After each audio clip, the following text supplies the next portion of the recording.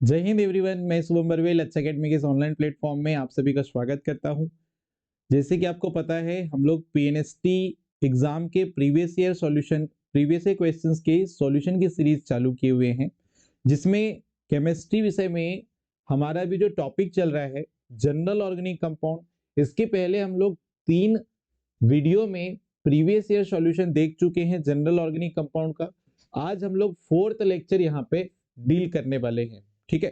तो इसके पहले के 3 लेक्चर जिसमें मैंने प्रीवियस ईयर क्वेश्चन का डिटेल सॉल्यूशन कराया है, उसको अगर आपने नहीं देखा है तो पहले आप जाकर उसको अटेम्प्ट कर लीजिए। उसके बाद जो आज क्वेश्चन करने वाले हैं फिर उसको आप जरूर देखिए और प्रॉपर नोट्स बनाइए। तो चलिए स्टार्ट करते हैं। सबसे पहले नंबर पे 53 नंबर का क्वेश्चन है। इसके पहले मैंने 52 क्वेश्चंस करवा दिए हैं आपको। 53 नंबर के क्वेश्चन पे आते हैं। पूछा गया था प्रीवियस ईयर पे जस्ट पीएनएसटी में, एसीटोन का इनोलिक फॉर्म जो होता है उसमें कितने सिग्मा, कितने पाई और कितने लोन पेयर ऑफ इलेक्ट्रॉन होंगे वो पूछा है। तो सबसे पहले बेटा ये आपको आना चाहिए कि इनोलिक फॉर्म कैसे बनाते हैं। मैंने आपको टाउटोमेरिज पढ़ाया है, जो स्ट्रक्चरल आइसोमेरिज में चौथे नंबर या 5वें नंबर पे मैंने पढ़ाया था, उसको आप वहां से जरूर देख लीजिएगा। एसीटोन का फॉर्मूला क्या होता है? CH3 C double bond O CH3, ये है एसीटोन। इसका मैं इनोलिक फॉर्म कैसे बनाता हूं? तो इसके इनोलिक फॉर्म अपन बनाएंगे कुछ ऐसे, डबल बॉन्ड CH2, एक ही कार्बन पे डबल बॉन्ड और एक ही कार्बन पे OH ग्रुप आता है तो इसको हम बोलते हैं इनॉल। ये इनॉल फॉर्म आ गया किसका? एसीटोन का। अभी जो इनॉल फॉर्म आ रहा है इस पे उसने क्या बोला था बच्चों? इस पे आपको पूछा था कितने सिग्मा बॉन्ड होंगे, कितने पाई बॉन्ड होंगे और कितने लोन पेयर ऑफ इलेक्ट्रॉन होंगे। मतलब सिंगल पेयर बोल रहा है, मतलब लोन पेयर ऑफ इलेक्ट्रॉन। तो चलो इसको ओपन करके देख रहे हैं। ये क्या है मेरे पास? इनॉल। क्या है? इनॉल। और ये क्या था आपके पास? एसीटोन। ठीक है। अब इसको इनॉल क्यों बोल रहे हैं? तो एक ही कार्बन पे OH और क्या आ रहा है? Double bond.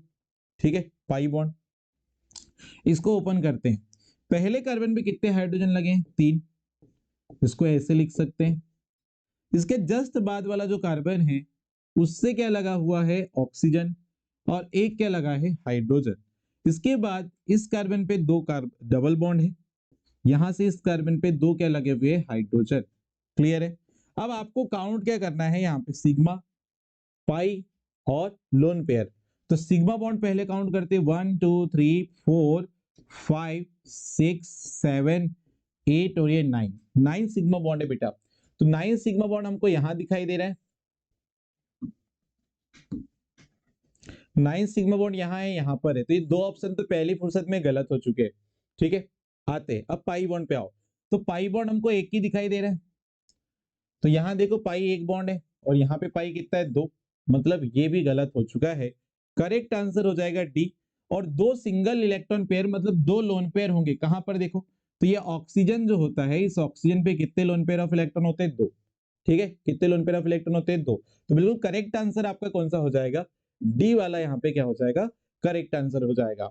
ठीक है, बढ़ते नेक्स्ट क्वेश्चन पे। क्वेश्चन नंबर 54 क्या बोल रहा है देखिएगा, निम्नलिखित में से किस यौगिक का क्वथनांक सबसे अधिक होगा? तो बेटा देखो, सबसे पहली बात कि नंबर ऑफ कार्बन एटम जितने ज्यादा उसका बॉइलिंग पॉइंट उतना ज्यादा, क्योंकि यहाँ पे सारे के सारे एल्केन दिए हुए, सॉरी हाइड्रोकार्बन दिए हुए।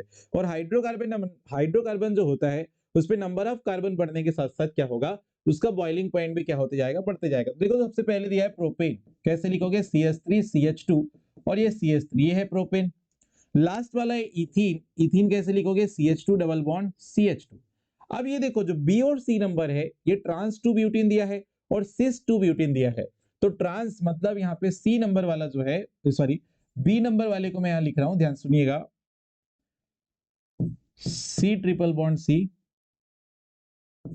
यहाँ पर H, ये CH3, यहाँ पे CH3 और यहाँ पर H।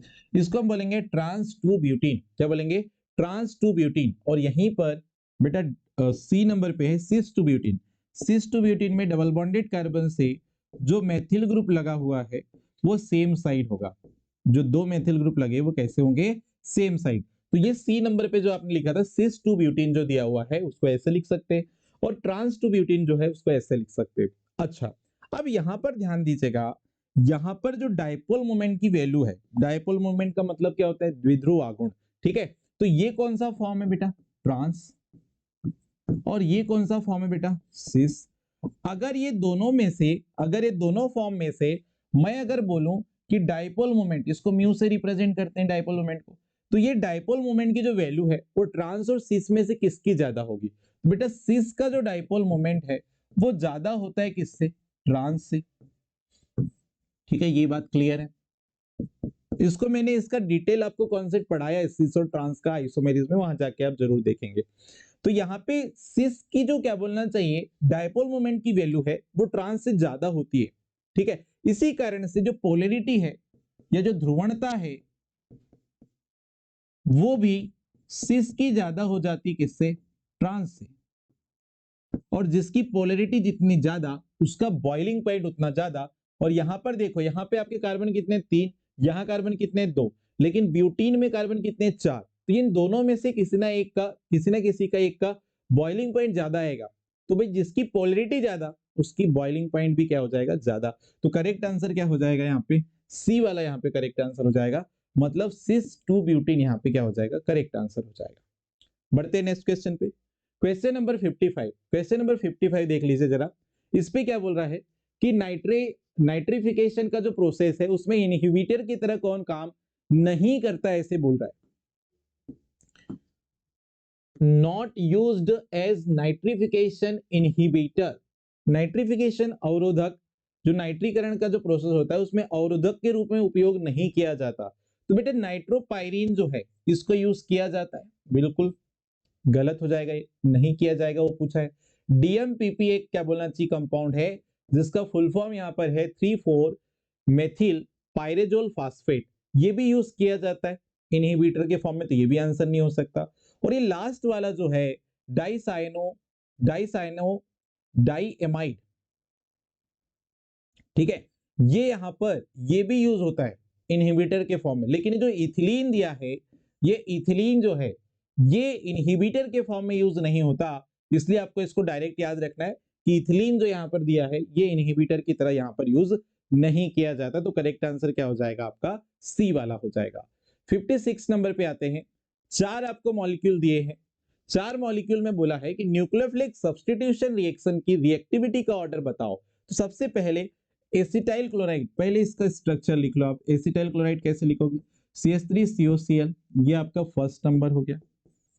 दूसरे नंबर पे दिया है एथिल एसिटेट। एथिल एसिटेट कैसे लिखोगे? CH3 C double bond O और ये है C2H5, एथिल एसिटेट। इसको सेकंड नंबर पे लिख लेते हैं। तीसरे नंबर पे आओ, acetamide, CH3C double bond O NH2, तीसरा नंबर।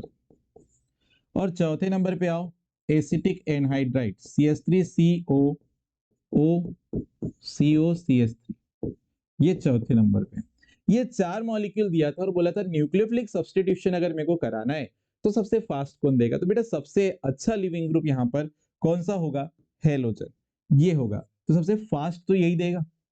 ठीक है, तो फर्स्ट वाला सबसे आगे देखो कितनी रिएक्शन में, तो बेटा यहां पर दिख रहा है और यहां पर दिख रहा है, मतलब ये 2 ऑप्शन पहली फुर्सत में गलत हुए। ठीक है, इसके बाद दूसरा सबसे अच्छा लिविंग ग्रुप कौन सा है? तो ये एसिटेट ग्रुप हो जाएगा, ये वाला ग्रुप, ये अच्छा लिविंग ग्रुप है यहां से इतना। तो फोर्थ वाला इसके बाद में आएगा। तो सेकंड नंबर पे यही दिख रहा है, तो करेक्ट आंसर यही हो जाएगा। इस पे तो सेकंड आ जाएगा, क्लियर है। और फोर्थ से कम कौन होएगा? तो सेकंड नंबर पे ये वाला, ये एल्कोहलिक ग्रुप, मतलब ये मिथॉक्सी एल्कोक्सी ग्रुप जो है इसकी टेंडेंसी फिर एस्टर ग्रुप से थोड़ी सी क्या होती है? कम होती है ना, न्यूक्लियोफिलिक सब्स्टिट्यूशन। तो सबसे लास्ट में ये एमीन ग्रुप होता है, ठीक है ना। तो यहां पर हमारे पास जो है करेक्ट आर्डर कौन सा हो जाएगा? सी वाला यहाँ पे करेक्ट आर्डर हो जाएगा न्यूक्लियोफिलिक सब्स्टिट्यूशन रिएक्शन की रिएक्टिविटी का। बढ़ते हैं नेक्स्ट क्वेश्चन के ऊपर। Question number 57। यहां पर एक मॉलिक्यूल दिया है और इसका आईयूपीएसी नेम लिखने बोला था हमको। चलो देखते हैं ट्राई करके कैसे करना है इसको। तो देखो ये मॉलिक्यूल जो दिया है उसको मैं थोड़ा रीअरेंज करके लिख रहा हूं, यहाँ पर देखिएगा। ये मॉलिक्यूल कुछ ऐसे दिया है, यहाँ पर दिया है कीटोन ग्रुप, यहाँ पर है आपके पास एसिड ग्रुप COH ग्रुप, और यहाँ पर है आपको दिया हुआ क्या है? CHO ग्रुप, एल्डिहाइड ग्रुप दिया है। ठीक है, ऐसे दिया हुआ एक्चुअल में वो, अगर सिंपल अपन लिखे तो इस टाइप से लिख सकते हैं। अब इसका अगर मेरे को नेमिंग नंबरिंग करना है तो ये देखो 3-3 फंक्शनल ग्रुप है। सबसे स्ट्रॉन्ग या फिर सबसे अच्छी वरीयता, सबसे ज्यादा वरीयता वाला फंक्शनल ग्रुप कौन सा है यहाँ पे? एसिड। तो इस कार्बन से फर्स्ट नंबर मिलेगा इसको फर्स्ट, ये सेकेंड, थर्ड, फोर्थ, फिफ्थ और ये सिक्स।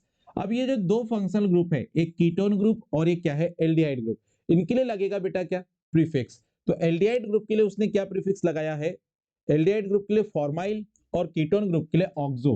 तो इसके लिए उसने प्रीफिक्स लगाया है ऑक्सो और इसके लिए लगाया है फॉर्माइल। अब यहां पर ये चेक कर लो, फॉर्माइल में एफ आ रहा है पहले और ऑक्सो में ओ पहले आ रहा है, तो अल्फाबेटिकल ऑर्डर में किसको पहले लिखोगे, फॉर्माइल को। किस कार्बन पे, फोर, तो four formyl two oxo, four formyl, चलो मैं यहां पहले लिख देता हूं फिर अपन मैच कर लेंगे। इसका नाम क्या हो जाएगा, फोर फॉर्माइल टू ऑक्सो। अब ये साइक्लिक रिंग है, तो साइक्लिक रिंग के लिए प्रीफिक्स क्या आता है, साइक्लो। वर्ड रूट कितने कार्बन का है, 6, तो क्या आएगा, सॉरी पेरेंट चेन कितने कार्बन की, 6, तो वर्ड रूट क्या आएगा, हेक्स। सिंगल बॉन्डेड चेन है तो प्राइमरी सफिक्स क्या आएगा, एन। और फर्स्ट कार्बन पे कार्बोक्सिलिक ग्रुप है तो वन सफिक्स क्या लग जाएगा यहाँ पे, कार्बोक्सिलिक एसिड यहाँ सफिक्स लगेगा। ओइक एसिड आप यहाँ सफिक्स नहीं लगाओगे, क्यों, क्योंकि ओइक एसिड तब लगता है जब आप एसिड ग्रुप के कार्बन को मुख्य श्रृंखला में काउंट करते हैं। ठीक है, तो आप मैच कर लो। तो देखो यही वाला लास्ट वाला दिख रहा है, 4 formyl 2 oxo cyclo hexane 1 carboxylic acid, बिल्कुल सही है, डी वाला आपका करेक्ट आंसर हो जाएगा। ये भी प्रीवियस में ही पूछा गया था, देखो जस्ट। नेक्स्ट 58 नंबर, फिर एक आईयूपीएसी नेमिंग दिया था, ये कंपाउंड कौन सा है पहले ये पहचानो। तो भाई बेटा जब भी दो रिंग एक कॉमन कार्बन से जुड़ रही है तो यहां पर इसको हम बोलते हैं स्पाइरो कंपाउंड। कौन सा कंपाउंड, स्पाइरो। और स्पाइरो कंपाउंड में जो नंबरिंग होती है वो स्मॉल रिंग साइड से होती है, इधर से स्मॉल रिंग, तो ये 1, ये 2, ये 3, 4, 5, 6, 7, 8, 8 कार्बन की पेरेंट चेन है, कोई भी साइड चेन सब्सटीट्यूट नहीं है, तो सीधे आप लिखते हो पहले क्या, स्पाइरो। स्पाइरो के बाद ब्रेकेट लगाओगे, इसमें छोटे रिंग में कितने कार्बन दिखाई दे रहे हैं, 2, ये कितने कार्बन है, 2, बड़ी रिंग में कितने कार्बन है, 5, तो बेटा यहाँ पे क्या लिखेंगे 2.5। छोटी रिंग में कितने कार्बन है, 1 और ये 2, बड़ी रिंग में 1 2 3 4 5, तो 2 डॉट क्या लिखे 5। इसके बाद वर्ड रूट लगाओ, कितने कार्बन का है, चेन 8, तो 8 कार्बन के लिए वर्ड रूट क्या आता है, ऑक्ट। सिंगल बॉन्डेड चेन है तो प्राइमरी सफिक्स क्या आता है, एन। तो ये हमारे पास नाम हो जाएगा क्या बताओ, स्पाइरो 2.5 ऑक्टेन, स्पाइरो 2.5 ऑक्टेन, सी वाला बेटा यहाँ पे करेक्ट आंसर हो जाएगा। क्या, सी वाला यहाँ पे करेक्ट आंसर हो जाएगा। बढ़ते नेक्स्ट क्वेश्चन के ऊपर, निम्नलिखित में से कौन स्थिति समावयवता का उदाहरण है, चलो देख लेते हैं। यहां पर देखिए एक एक करके सबको बता रहा हूं, ए वाले ऑप्शन पे आओ, अल्फा नेप्थॉल बीटा नेप्थॉल कैसे लिखेंगे, दो रिंग है यहाँ पे बेंजीन की, इस कार्बन पे OH लगाइए अल्फा नेप्थॉल,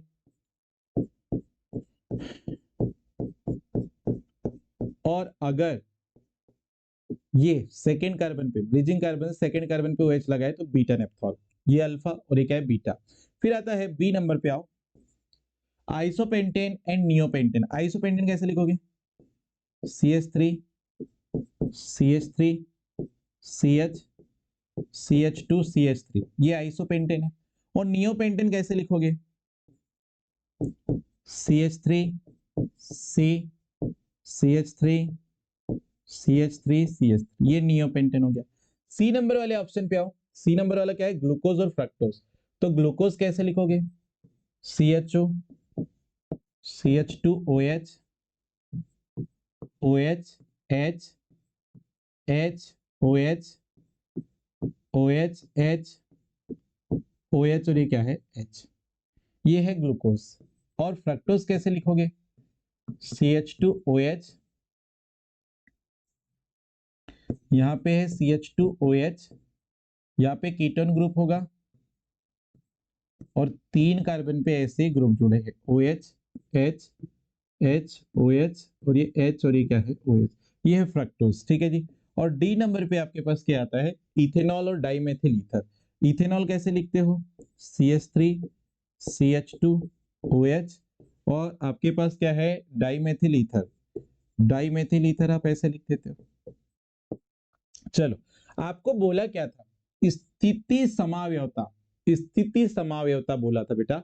तो देखो आपने जब पोजीशन आइसोमेरिस पढ़ी थी तो पोजीशन आइसोमेरिज्म में आपने क्या देखा था, position of functional group change हो, या position of double bond multiple bond change हो, या सब्स्टिट्यूट की पोजीशन से चेंज हो, लेकिन आपकी पेरेंट कार्बन चेन कैसी हो, सेम। पेरेंट कार्बन चेन कैसी होनी चाहिए थी, सेम। देखो यहां देखो ध्यान से, ये फंक्शनल ग्रुप अगर यहां से देखेंगे तो ब्रिज कार्बन के सेकंड पे क्या फंक्शनल ग्रुप है, और वही फंक्शनल ग्रुप यहाँ पे देखो तीसरे नंबर की कार्बन पे, मतलब पेरेंट चेन तो सेम है, लेकिन ये फंक्शनल ग्रुप के जुड़ने की पोजीशन अलग हो गई है। तो बिल्कुल हमारा जो आंसर है ना बेटा, वो पहला वाला ही हो जाएगा, अल्फा नेप्थॉल और बीटा नेप्थॉल ही हो जाएगा। यहां पर देखो जरा, यहां पर अगर मैं 4 कार्बन की चेन में बोल रहा हूं आपको, तो ये सेकंड कार्बन पे लगा था मेथिल, लेकिन यहाँ तो 4 कार्बन की चेन ही नहीं है ना, यहाँ पे 4 कार्बन की चेन ही नहीं है, और ये दो आपके जो ग्रुप है वो भी क्या बोलना चाहिए, उनकी पोजीशन देखो, यहाँ सेकंड कार्बन पे मेथिल ग्रुप और यहाँ पर सेकंड पे 2 मेथिल ग्रुप आ गए, तो यहाँ पे ये पोजीशन आइसोमर नहीं कहलाएंगे। ठीक है, चलो आगे बढ़ते हैं। यहाँ देखो ग्लूकोज और फ्रक्टोज, ग्लूकोज और फ्रक्टोज में इनका मॉलिक्यूलर फार्मूला तो सेम है, C6H12O6, मॉलिक्यूलर फार्मूला तो सेम है, लेकिन इनमें फंक्शनल ग्रुप अलग अलग है, ये एल्डिहाइड और ये क्या है, कीटोन, एल्डिहाइड और कीटोन, तो ये फंक्शनल आइसोमर है, ना कि इस पोजीशन। ठीक है, ये भी गलत हो गया। नेक्स्ट है लास्ट, यहां देखो इथेनॉल और ईथर, ये दोनों में ये एक एल्कोहल और एक क्या है, ईथर है, दोनों आइसोमर है, लेकिन फंक्शनल ग्रुप अलग है, तो ये भी फंक्शनल आइसोमर है। तो ये हमको तो पूछा क्या था, पोजीशन आइसोमर ना, तो करेक्ट आंसर क्या हो जाएगा, ए वाला। ठीक है, बढ़ते नेक्स्ट क्वेश्चन पे। क्वेश्चन नंबर नेक्स्ट है, एल्केन दिया हुआ था, एल्केन के आपको आइसोमर पूछा था, एल्केन क्या पूछा था आपको, आइसोमर पूछा था, कौन से वाले पहले अच्छे से देख लीजिए। तो बेटा आपको ना उसने क्या पूछा था, एल्केन से कितने श्रृंखला समावयवी प्राप्त होंगे, या चैन आएगा, ठीक है, यहाँ पे गलत टाइप हो गया है इसलिए गड़बड़ हो रही थी, चैन आइसोमर पूछा है, चैन आइसोमर, श्रृंखला समावयवी कितने बनाए जा सकते हैं, ऐसे पूछा था, C6H14 से, किसे, C6H14 से कितने चैन आइसोमर बनाए जा सकते हैं, ऐसे पूछा है। तो चलिए स्टार्ट करते हैं। सबसे पहला तो आपके पास यही हो गया CH3, चलो पहले मैं ना इसको सिंगल सिंगल आपको लिख के बता दे रहा हूँ, फिर अपन इसको बैलेंस कर लेंगे, कार्बन की बैलेंस। तो 6 कार्बन वाला एक हो गया, ये दूसरा 1 2 3 4 5, अगर मैंने यहाँ पे सब्स्टिट्यूट लगा दिया, चेन डिफरेंट हो गई। ठीक है, तीसरे नंबर पे देखो 1 2 3 4 5, अगर ये सेकेंड कार्बन पे अगर मेथिल ग्रुप लगाए हो, अभी एक बार हो सकता है थर्ड पे लगाओ तो एक और बन जाएगा। ठीक है जी, फिर आते हैं फोर्थ पे, 1 2 3 4, 4 कार्बन है, यहां पर एक सब्स्टिट्यूट और यहां पर एक सब्स्टिट्यूट, ये भी बना सकते हैं। क्लियर है, ओके। पांचवें नंबर पे अपन एक और बना सकते हैं, 4 कार्बन होंगे पेरेंट चेन में, और 2 आपने मेथिल ग्रुप जो है वो एक ही कार्बन पे लगा दिए। ठीक है, 5 बना लिए आपने, और बना सकते हैं क्या, चेक कर लो, क्या और पॉसिबल है, क्या और आइसोमर इसके पॉसिबल है, तो और चेन आइसोमर इसके पॉसिबल नहीं होंगे, क्योंकि अगर आप 3 कार्बन की चेन बनाओगे तो ऐसे में आप ग्रुप ही अरेंज नहीं कर पाओगे। तो टोटल ये 5 टाइप के आपके पास जो है आइसोमर बनेंगे, कितने टाइप के, 5, 5 टाइप के आपके पास चेन आइसोमर बनेंगे, कितने, 5। ठीक है, इसको अगर आपको फिल करना है तो कर लेना है, CH3 CH2 CH2 CH2 CH2 CH3, यहाँ पे ये हो जाएगा CH3, यहाँ पे CH CH3 CH2 CH2 CH3, आप इसको बैलेंस कर सकते हैं और नाम भी आप इसको लिख सकते हैं। कार्बन के जो है आपको 4 बॉन्ड बनाना है, बस कितने, 4 बॉन्ड बनाना है, तो वैलेंसी कंप्लीट हो जाएगी, उसके अकॉर्डिंग आप हाइड्रोजन ऐड कर दो बस। ये कार्बन एक बॉन्ड बना रहा है तो 3 हाइड्रोजन लगा दी, इसने एक बनाया तो 3 हाइड्रोजन, ये कार्बन 3 बॉन्ड बना रहा है तो एक ही हाइड्रोजन लगेगा, ये भी 3 बना रहा है तो एक ही हाइड्रोजन लगेगा, यहाँ पे कितने हाइड्रोजन, 3, यहाँ पे कितने, 3। क्लियर, यहाँ पर आओ, इस कार्बन ने एक ही बॉन्ड बनाया तो 3 हाइड्रोजन लगाएंगे, यहाँ पे भी 3 लगाएंगे, यहाँ पे भी 3 हाइड्रोजन, लेकिन ये देखो बीच वाला कार्बन जो है वो तो 4 बॉन्ड ऑलरेडी बना चुका है, तो उसकी वैलेंसी कंप्लीट है, तो वहां हाइड्रोजन नहीं लगाएंगे। ये कार्बन के पास कितने हाइड्रोजन लगेंगे, 2, इसके पास कितने लगेंगे, 3। तो टोटल हमारे पास जो आइसोमर बनेंगे बेटा वो कितने बनेंगे, 5 बनेंगे एल्केन के चैन आइसोमर। बढ़ते हैं नेक्स्ट क्वेश्चन पे। क्रोमाइल क्लोराइड टेस्ट जो होता है, इसमें किस आयन के लिए ये जो है होता है, ऐसे करके बोला जा रहा है आपसे, तो यहाँ याद रखना आप, क्रोमिल क्लोराइड टेस्ट जो होता है वो क्लोरीन आयन के लिए होता है, किसके लिए, क्लोरीन आयन के लिए होता है। ठीक है जी, बढ़ते हैं नेक्स्ट क्वेश्चन नंबर 60, 2। देखिएगा, एक एल्केन स्ट्रक्चर आइसोमेरिस अगर प्रदर्शित करना चाह रहा है तो उसमें लोवेस्ट कार्बन एटम कितने होना चाहिए? तो बेटा लोवेस्ट कार्बन एटम जो है ना वो 4 होने चाहिए। लोवेस्ट कार्बन एटम जो है उनकी संख्या कितनी होनी चाहिए? 4। ठीक है, यहां पर ध्यान दीजिएगा, जैसे मेरे पास है CH3 CH2 CH2 और ये CH3, कितने कार्बन है पेरेंट चेन में? 4। ये है एन ब्यूटेन। अब इसका मेरे को चेन आइसोमर बनाना है तो ये बन सकता है पहला CH3 CH CH3 और यहाँ पे क्या है ये CH3। पेरेंट चेन में कितने कार्बन है? मुख्य कार्बन श्रृंखला में कितने कार्बन है? 3। यहाँ पेरेंट चेन में कितने कार्बन थे? पेरेंट चेन में कितने कार्बन थे? 4। ठीक है, तो यहाँ पे 4 कार्बन थे और यहाँ पे कितना है? 3। तो देखो दोनों का मॉलिक्यूलर फॉर्मूला सेम है, स्ट्रक्चरल फॉर्मूले में जो है थोड़ा सा डिफरेंस आया। क्या कि यहाँ पे पेरेंट चेन में जो है 4 कार्बन थे, यहाँ पेरेंट चेन में कितने कार्बन है? 3। ठीक है, तो पेरेंट चेन में डिफरेंस आया मतलब ये कि पेरेंट चेन में डिफरेंस आया मतलब ये क्या है? आपकी चेन आइसोमर है। क्या है? चेन आइसोमर है। ठीक है, कौन सा आइसोमर है? चेन आइसोमर है। अब चेन आइसोमर किसका एग्जांपल है? स्ट्रक्चरल आइसोमर का। ठीक है ना भाई, तो कम से कम कितने कार्बन चाहिए चेन आइसोमेरिस को शो करने के लिए, स्ट्रक्चरल आइसोमेरिस को शो करने के लिए? तो बेटा 4 चाहिए। कितने चाहिए? 4 चाहिए। तो करेक्ट आंसर क्या हो जाएगा हमारे पास? करेक्ट आंसर हमारे पास हो जाएगा डी वाला हो जाएगा। कितना हो जाएगा? डी वाला करेक्ट आंसर हो जाएगा। बढ़ते नेक्स्ट क्वेश्चन पे। क्वेश्चन नंबर क्या है आपके पास? 63। क्या बोला है? निम्नलिखित में से किसमें तृतीयक कार्बन अनुपस्थित है? 3 डिग्री कार्बन अनुपस्थित है, ऐसे करके क्वेश्चन पूछा था। तो आइसोप्रोपाइल एमीन कैसे लिखते हो? तो आइसोप्रोपाइल एमीन जो है वो अपन लिखते हैं कुछ ऐसे, CH3CH CH3 और यहाँ पे क्या है? NH2। ये है आइसोप्रोपाइल एमीन। बी नंबर पे आइए, आइसोब्यूटेन। आइसोब्यूटेन आप लिखते आपको आता है, ये अपन ने लिखे आइसोब्यूटेन। क्या लिख दिए? आइसोब्यूटेन। सी नंबर पे क्या दिया था? आइसोऑक्टेन। आइसोऑक्टेन कैसे लिखोगे? CH3 CH CH3 CH2 CH2 CH2 CH3। एक मिनट, 3 तो 5 7 नहीं, एक और आएगा CH2 और ये क्या है? CH3। ये आइसोऑक्टेन हो गया। डी पे आओ, isopentane. CH3 CH CH3 CH2 CH3, ये आइसोपेंटेन है। क्या है? आइसोपेंटेन। अब यहां पर आपको क्या बोला था? 3 डिग्री कार्बन आपको बोला था किसमें अनुपस्थित है? तो आपको क्या पता है बेटा? एक बात याद रखना, अगर किसी कार्बन से एक कार्बन ऐड है, एक कार्बन ऐड है, चलो मैं इसको अच्छे से समझा देता हूं। अगर किसी कार्बन से एक कार्बन जुड़ा हुआ है, कितना कार्बन? एक, तो ऐसे कार्बन को अपन 1 डिग्री कार्बन बोलते हैं। क्या बोलते हैं? 1 डिग्री कार्बन। अगर किसी कार्बन से 2 कार्बन ऐड है, कितने कार्बन ऐड है? 2। अगर किसी कार्बन से एक कार्बन जुड़ा है तो इस कार्बन को 1 डिग्री कार्बन बोलेंगे। अगर किसी कार्बन से 2 कार्बन ऐड है तो उसको 2 डिग्री कार्बन बोलते हैं। ठीक है, और अगर किसी कार्बन से 3 कार्बन जुड़े हैं तो ऐसे कार्बन को 3 डिग्री कार्बन बोलते हैं। और अगर किसी कार्बन से 4 कार्बन ऐड है, कितने कार्बन?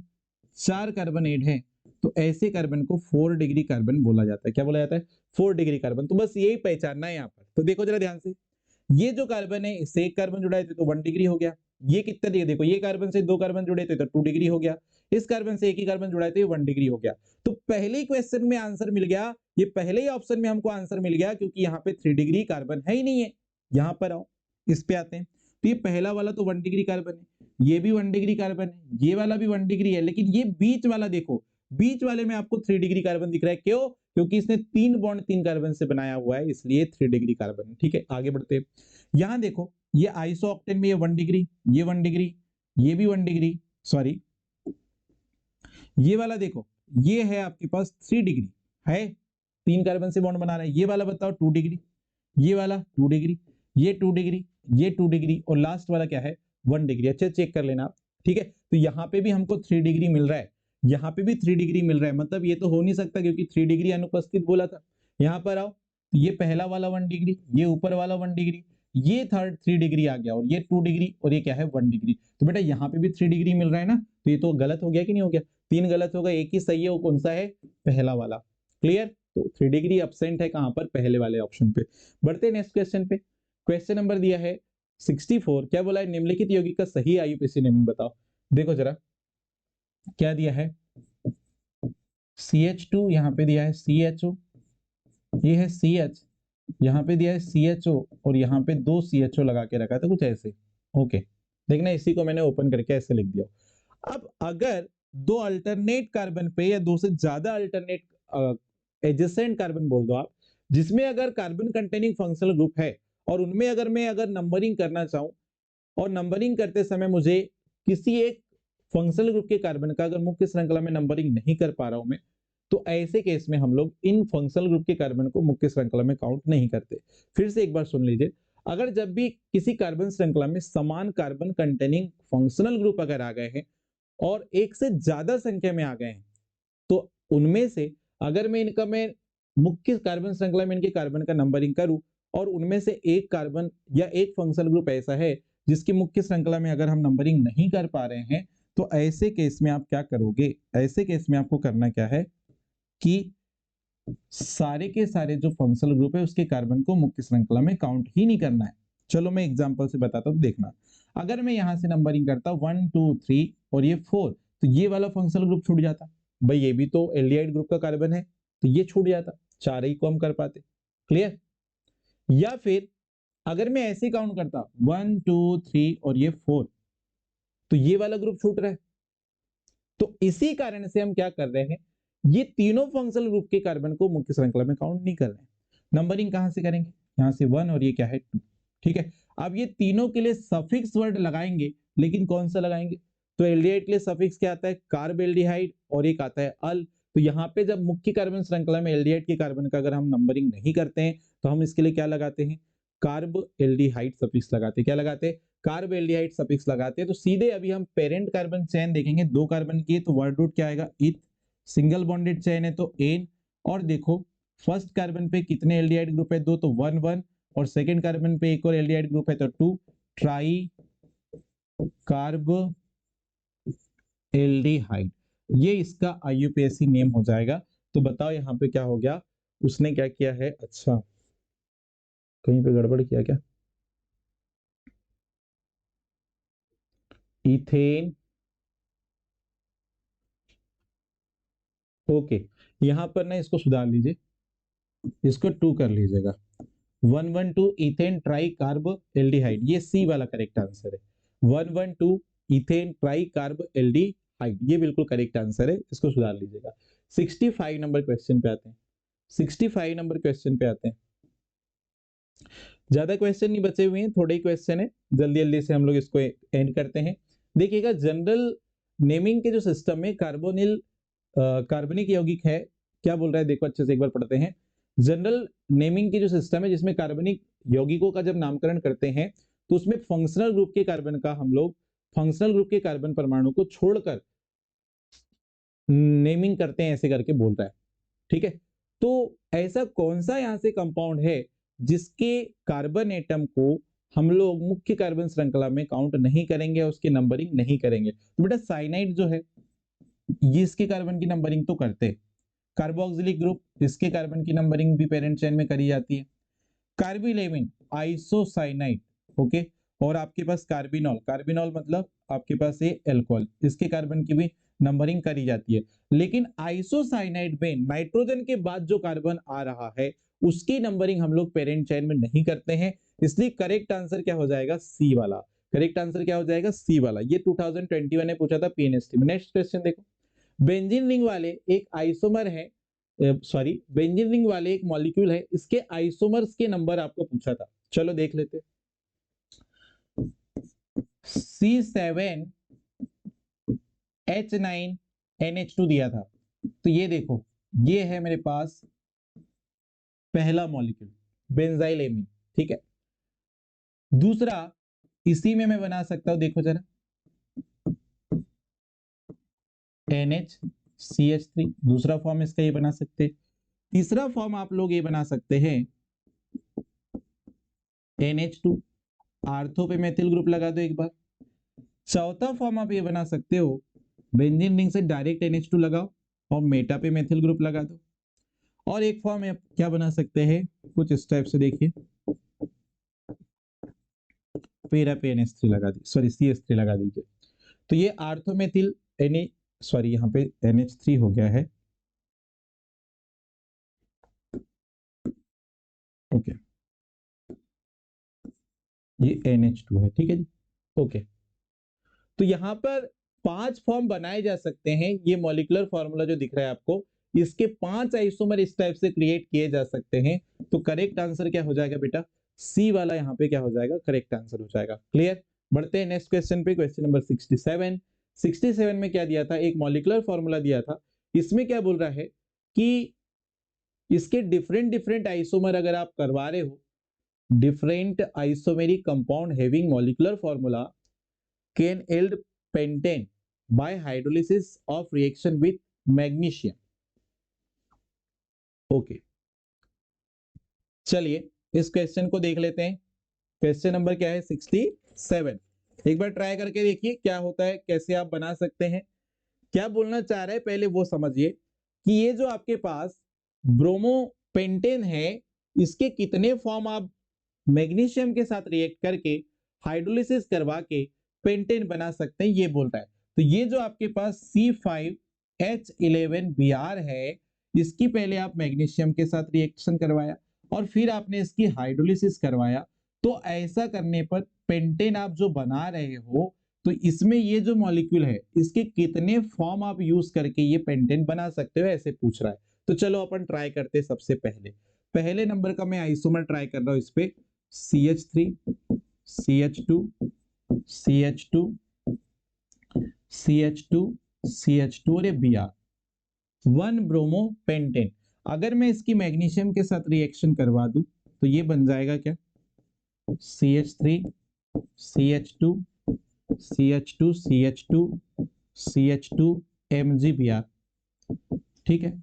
इसके आगे फर्दर हाइड्रोलिसिस कराई जाए तो क्या होगा बेटा, इसने पेंटेन ही बनाने बोला ना, ओके हाँ।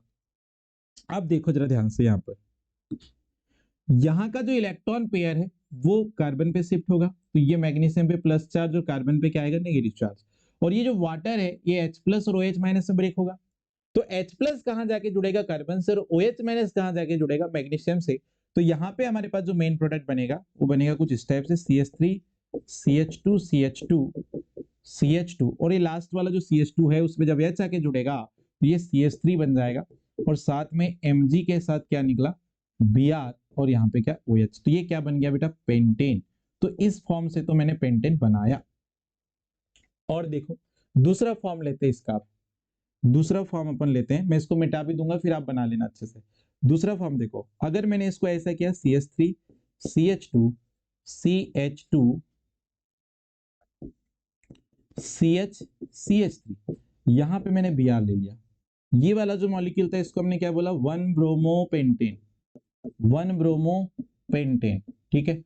अब जो मैंने दूसरा फॉर्म लिया इस मॉलिक्यूल का, इसको मैं बोल रहा हूं 2 ब्रोमोपेंटेन, 2 ब्रोमोपेंटेन बोल दिए, ठीक है। इसकी अगर मैंने मैग्नीशियम के साथ रिएक्शन करवाई है तो क्या फॉर्म करेंगे, तो मैग्नीशियम जो है, देखो ग्रिग्नार्ड रिएजेंट बनाने वाली रिएक्शन है, ग्रिग्नार्ड रिएजेंट बन रहा है, मैग्नीशियम हेलोजन और कार्बन के बीच में जाके जुड़ जाता है, तो यहां पे बनेगा CH3 CH2 CH2 CH MgBr। ये मेथिल ग्रुप जो इधर लिखा था उसको मैं यहां लिख दे रहा हूं, ठीक है, ऐसे करके। अब यहां पर क्या होगा, हाइड्रोलिसिस, और हाइड्रोलिसिस होगा तो ये वाला बॉन्ड ब्रेक होगा, ये वाले बॉन्ड का क्या बोलना चाहिए, हेटेरोलिटिक क्लीवेज होगा, इलेक्ट्रॉन पेयर कार्बन पे शिफ्ट होंगे यहाँ पे, तो H प्लस कार्बन पे आके जुड़ेगा, मैग्नीशियम पे OH माइनस आके जुड़ेगा, तो मेन प्रोडक्ट क्या बनेगा, CH3 CH2 CH2 CH2 CH3, ये मेन प्रोडक्ट बना। और को प्रोडक्ट क्या बनेगा यहाँ पे, MgBr और ये OH, फिर से पेंटेन बना लिए, फिर से क्या बना लिए, पेंटेन बना लिए। मतलब इस फॉर्म से भी पेंटेन बनाया जा सकता है, सेकंड वाले से। इसके बाद एक और फॉर्म लेता हूं मैं, ध्यान सुनना, अब इसको मैं मिटा दे रहा हूं यहां से, ठीक है, इसको आप स्क्रीनशॉट कर लेना। तीसरा फॉर्म देखो, तीसरा फॉर्म देखो, अगर मैंने ये पेंटेन का तीसरा फॉर्म लिया CH3CH2 CH CH2CH3, यहां पे है 3 ब्रोमोपेंटेन, 3 ब्रोमोपेंटेन, ये 3 ब्रोमोपेंटेन है। और 3 ब्रोमोपेंटेन जो होगा, इसकी पहले मैग्नीशियम के साथ अपन ने रिएक्शन करवाई, मैग्नीशियम के साथ रिएक्शन करवाई, ध्यान से समझिए, ठीक है। तो मैग्नीशियम क्या करेगा, कार्बन और ब्रोमीन के बीच में जाके जुड़ जाएगा, ग्रिग्नार्ड रिएजेंट बनाने का प्रोसेस। तो यहाँ पे एक मेन प्रोडक्ट बनेगा CH3CH2, एक इंटरमीडिएट प्रोडक्ट बनेगा, एक ग्रिग्नार्ड रिएजेंट बनेगा, ऐसा बोल सकते हैं CH, और यहाँ पे MgBr, ये Mg और ये Br, और ये CH से जो CH2CH3 ग्रुप लगा है उसको मैं यहाँ लगा दे रहा हूँ, CH2CH3। आगे हाइड्रोलिसिस करवाओ, H प्लस और OH minus means water molecule entry होगी, OH को जोड़ दो मैग्नीशियम से, H को जोड़ दो CH से, तो ये बन जाएगा CH3 CH2 CH2, ये CH2 में बदल जाएगा, और ये CH2 CH3, और फिर से यहाँ पे Mg, यहाँ पे Br, और ये क्या है OH, तो ये क्या बन जाएगा बेटा, फिर से पेंटेन बन गया। तो आपको जो ये उसने मॉलिक्यूलर फॉर्मूला दिया था, इससे आप कितने फॉर्म बना सकते हो, तो 3 फॉर्म से आप जो है इसके 3 फॉर्म से पेंटेन बना सकते हो, मैग्नीशियम के साथ रिएक्ट करा के, हाइड्रोलिसिस करा के, ठीक है। तो यहाँ पे आपका करेक्ट आंसर क्या आ जाएगा बच्चों, 3B वाला करेक्ट आंसर आ जाएगा, ठीक है जी। क्या आ जाएगा, 3B वाला करेक्ट आंसर आ जाएगा, और 3 आइसोमर फॉर्म यहाँ पर आप बना सकते हैं इसके, ठीक है। बढ़ते हैं नेक्स्ट क्वेश्चन पे। देखो यहाँ पे C5H11OH, इसमें आपको बोला था कितने समावयवी जो है वो प्राथमिक एल्कोहल देंगे, ठीक है। कितने इसके समावयवी हैं जो प्राथमिक एल्कोहल बना सकते हैं आप इसके, how many isomer of C5H11OH will be primary alcohol, इसके कितने प्राइमरी एल्कोहल आप बना सकते हो, ये क्वेश्चन आया था। चलो अपन देख लेते हैं ट्राई करके, कोई दिक्कत नहीं है। पहला देखो CH3CH2CH2, 5 कार्बन है चेन में, तो ये याद रखना है कि पहला तो पेंटेनॉल बन जाएगा। ये देखो पहला जो आपका 1 डिग्री एल्कोहल है वो क्या बन गया आपका, पेंटेन 1ऑल, ठीक है। दूसरा देखो CH3CH CH3 CH2CH2OH, ये भी 1 डिग्री एल्कोहल है। 2 मेथिल नहीं, 3 मेथिल ब्यूटेन 1ऑल, ठीक है, ये बन गया, ये भी 1 डिग्री एल्कोहल है। तीसरा देखो CH3C CH3 CH3 CH2OH, ये भी 1 डिग्री एल्कोहल। 2 डाइमेथिल प्रोपेन 1ऑल, ये भी आपके पास 1 डिग्री एल्कोहल है। और बना सकते हो क्या, जल्दी से चेक करो, और हम बना सकते हैं क्या, 3 तो बना चुके, एक और बनेगा, अच्छे से सोचिए, एक आप और बना सकते हैं। एक कैसे बनेगा, जल्दी से आप सोचिए, किस टाइप से आप एक और बना सकते हैं, ठीक है, कुछ आइडिया लगाए। ये देखो सेकंड वाला जो आपने बनाए थे, इसमें मेथिल ग्रुप को अगर यहां लगा दूं मैं, तो देखो जरा चौथा बन जाएगा CH3 CH2 CH, और ये CH2OH कर दो आप इसको, और ये है CH3। तो यहाँ पे ये सारे के सारे जो 4 फॉर्म मैंने बनाए, ये 1 डिग्री एल्कोहल है।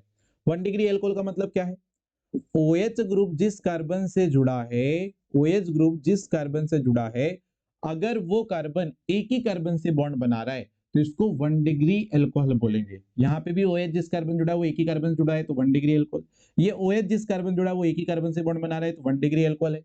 यहाँ पे OH जिस कार्बन जुड़ा है वो भी एक ही कार्बन से जुड़ा हुआ है तो ये 1 डिग्री। तो कितने आ जाएंगे बेटा फॉर्म, यहाँ पे 4 फॉर्म यहाँ पे मैक्सिमम पॉसिबल है। इससे ज्यादा 1 डिग्री एल्कोहल यहाँ पे जो मॉलिक्यूलर फॉर्मूला दिया है उससे नहीं बनाए जा सकते। तो करेक्ट आंसर क्या हो जाएगा आपके पास, ए वाला, ठीक है। नेक्स्ट है 69 नंबर पे, निम्न में से कौन सा सर्वाधिक स्थायी है, निम्न में से सबसे सर्वाधिक स्थायी बोल रहा है। तो बेटा सबसे पहली बात कि एसिटिक एसिड और बेंजोइक एसिड, ये तो वीक एसिड होते हैं, और वीक एसिड से अगर H निकाल दें तो इनका बनता है कॉन्जुगेट बेस, तो कॉन्जुगेट बेस ज्यादा स्टेबल होता है वीक एसिड के कंपेयर में, क्लियर।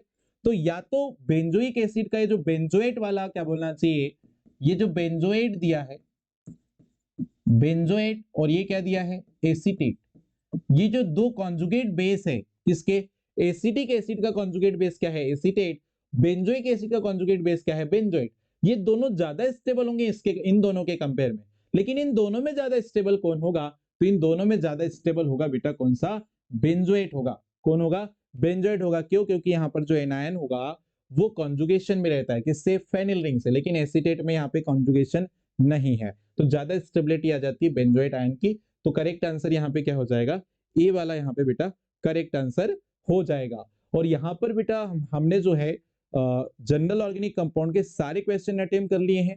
इसके बाद हम लोग नेक्स्ट लेक्चर में जो है वो काफी सारे क्वेश्चन प्रीवियस ईयर के करने वाले हैं और दूसरा टॉपिक हम लेकर आएंगे जिसमें आपको अल्टरनेट प्रीवियस ईयर क्वेश्चन के डिटेल सॉल्यूशन आपको प्रोवाइड करेंगे। अब हम फिजिकल केमिस्ट्री में, इनऑर्गेनिक केमिस्ट्री में भी प्रीवियस ईयर क्वेश्चंस के सॉल्यूशन जल्द ही अपलोड करेंगे। आप पढ़ते चलिए, एक सेपरेट कॉपी बना लीजिए सेपरेट सब्जेक्ट के लिए, फिजिक्स के लिए, केमिस्ट्री के लिए, बॉटनी के लिए, जूलॉजी के लिए। और इनको प्रॉपर प्रीवियस ईयर के जो क्वेश्चंस हम आपको सॉल्यूशन दे रहे हैं उनको प्रॉपर आप नोट डाउन करते चलिए, उसके कॉन्सेप्ट सीखते चलिए और बार बार प्रैक्टिस करिए, रिवाइज करिए। अगर एग्जाम अभी कंटिन्यू होता है और जल्द ही 1 या 2 महीने के बाद अगर नोटिफिकेशन जारी हो रहा है और उसके बाद अगर एग्जाम ली जा रही है तो आपको बहुत बेनिफिट मिलेगा प्रैक्टिस से, क्योंकि क्वेश्चन प्रैक्टिस ही सिलेक्शन करवाएगी आपका। ठीक है, तो आप ज्यादा से ज्यादा कॉन्सेप्ट सीखे, ज्यादा से ज्यादा प्रैक्टिस करें और सीखते रहे हमारे साथ जुड़ के।